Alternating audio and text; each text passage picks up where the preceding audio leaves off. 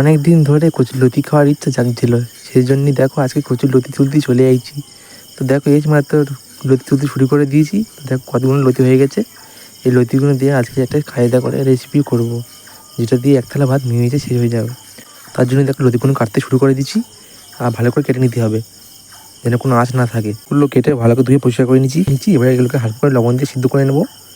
দেখো সিদ্ধ হয়ে গেছে, এগুলোকে ভালো করে সিদ্ধ করে নিতে হবে। তারপর জলটা ঝরিয়ে নেবো। তারপর অল্প করে কড়াইতে সরষের তেল দেবো, কাঁচা লঙ্কা শুকনো লঙ্কা কাটা দিয়ে ফোড়ন দিয়ে এরপর অল্প করে একটু আদা বাটা আর টমেটো কুচি দেবো, তাহলে ভালো স্বাদ হবে। তারপরে লবণ, হলুদ, জিরে গুঁড়ো দিয়ে ভালো করে মিশিয়ে নেবো। তারপরে আগেতে সিদ্ধ করা কচুর লতিগুলো দিয়ে দিলাম, ভালো করে নেড়েচেড়ে মিশিয়ে নেবো। তারপরে 2 রকম সরষে কাঁচা লঙ্কা পেটে রেখেছিলো সেটা দিয়ে দিলাম, ভালো করে নেড়েচেড়ে মিশিয়ে নেবো। নামানোর সময় চিনি দিয়ে দিলাম আর অল্প একটু সরষের তেল দিলাম, ভালো স্বাদ হবে।